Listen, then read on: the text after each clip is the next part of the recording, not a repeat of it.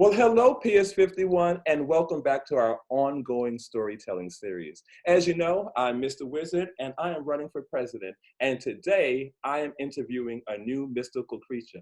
Let's see who we have as I get to know them and find out what their needs are. Well, hello, new mystical creature. Can you tell us Hello, who you are, what mystical creature you are? hello, Mr. Wizard. I am Sphinx, and I am originally from Egypt, but sometimes I go to Greece as well. So I'm originally from Egypt, and my name is Sphinx. Nice to meet Oh, you. wow, a Sphinx. This is the first Sphinx I've run into. I'm so excited. Yay. And this is the perfect time to ask you. I'm trying to find out what the needs are because obviously, if I was to serve you as president, I think you Mhm. would only vote for me if you felt confident and that I would be able to address your needs. So I would like to know, can you tell me Mhm. two things that would make your life better that I could Mhm. possibly help you with if I was president of the magical realm? That's a great question. So one thing that I've noticed as a Sphinx, and just looking at the campaigns that I've seen recently, I noticed that us Sphinxes are kind of like underrepresented in a lot of the campaign material that I'm seeing out there. I see a lot of fairies, I see a lot of mermaids, I see a lot of really cute mystical creatures, but I don't see creatures like myself or like Medusa, warlocks, even like a phoenix, us mythical creatures. I don't see us represented a lot. And so I'm wondering, Mr. Wizard, what would you do about that? Or what can you do about that? Wow, that's a great question. And I think one of the first things that I could do is to realize that I'm also guilty of that because I have, as I said, I've talked to so many mermaids and I've hung out with so many fairies in my lifetime and even unicorns, but you Mhm. know, it's very rare that I come in contact with a sphinx. So I think that one of the things, or some of the things that I would do to get more representation out there for the Sphinx in our magical realm because they exist and they're part of our world and they need to be represented. And how would Mhm. I do that? I would probably do that with, I think we all need role models. So I think television, sports, music, all of these things, I would try to encourage more Sphinxes to participate politically, in media Mhm. and in all forms of society so that they can be represented.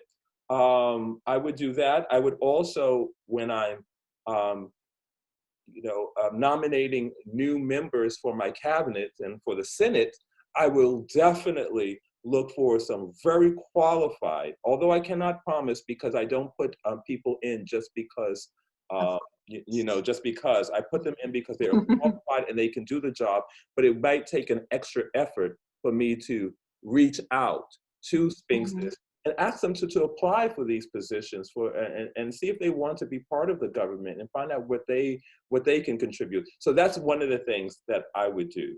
Are there other things that you think I can do in order Um, to help? I mean, I think I really like what you mentioned about more representation in different forms, like in media, sports, within the government. I think that would be really helpful for us sphinxes and other mythical creatures. I think another thing that I've been thinking about a lot, especially since you brought this up, is that as a sphinx, my job is in general to guard cities. So as you can see behind me, this is the city of Giza, where I am guarding the city. And we often give riddles, and if people get the riddle wrong, well, there's a, there's a consequence for not getting the riddle right. And so I feel like we're often misrepresented, especially like in media and what people see. So even though I'm a sphinx, I'm a guard, I have to be scary, I have to be kind of treacherous, Mhm. but at the same time, that's just my job. When I go home, I have my family, I have my friends, I have my hobbies. And so I think one thing is just thinking about how we're represented in the media and within the government. And I'm just wondering, what is something that you think you could do in terms of that? Hmm. Well, again, I think that this falls into stereotypes. Mhm. And I think that I would like to help lift stereotypes. Now, Unfortunately, sometimes stereotypes are created and from something that really does happen or something that's really there. Stereotypes are not always just completely out of the blue. So you're saying that partly what the fear is that it's true that you do these riddles and there are all consequences. So Yeah. the stereotype is a one limited view of something. And it might not even be true for every single person, every single Sphinx, Right. but a stereotype sometimes does have some underlying truth to it. So Mhm. stereotypically, you are a creature that Mhm. does that can be a little bit mean, a little bit. But what we need to find out is that that is not the only side. And Oh. that is why you have to go beyond the stereotype to find out what is the whole picture, not just a Yeah. little part of a Never person. a fraction of me. No, I'm a whole person or a whole mythical creature, right? Exactly.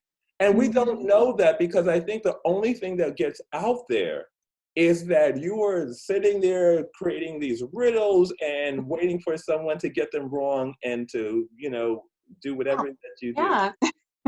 So what I think again, so for two, it's like we would try to, I would look for number one, I know that you feel underrepresented. I know you feel stereotyped. Mhm. So what I would do for that, again, I think if we go back to some of the things that I wanted to do because of underrepresentation, if we see you, if we Mhm. see sphinxes in sports, in politics, if we see them as teachers, if we see them as all kinds of positive characters in our story, I think Mhm. then the stereotypes will get lesser and lesser, or they will, and we get to know more. So Yeah. I would say I would also write a story, and I would put the Sphinx as the hero, and that's Ooh. one thing because we're all about our stories in this magical realm. So one of the things I could do is I would definitely start to get people to write more about. We would search out, writers and writing about the more a total experience of a Sphinx or more inclusive experience of a Sphinx. So those are some of the things that I would do if I was your president. How do you think those things would be? Do you think those things would be effective and I help? do. I really like those ideas, especially with like writing stories and just sharing stories, because I think stories lead to so much, not just like writing, but like storytelling and art. You can create movies and TV shows from that.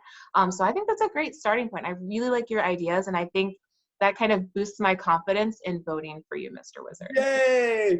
I will definitely be reaching out to the media because media is often the source of stereotypes or the information that we get. So as far as the media, I would reach out to them and try to find out, if they can, what positive stories do you have to balance out what people already think. So Mhm. these are some of the things. And since you said that, I'm also creating pamphlets of each of the mystical creatures that I am drawing. So Mhm. I would, or all the mystical creatures that I'm talking to. So I Mhm. would like to do a portrait of a Sphinx. Can we do that together? Yes, let's do that. Yay! All right. Well, we're going to do that. So stay tuned for part two. And in part two, we'll do the art activity, which will be drawing a Sphinx. So I'm going to say bye for now, PS51, and bye to the Sphinx. Thank you so much, Mr. Wizard. I'll see you in part two. Okay.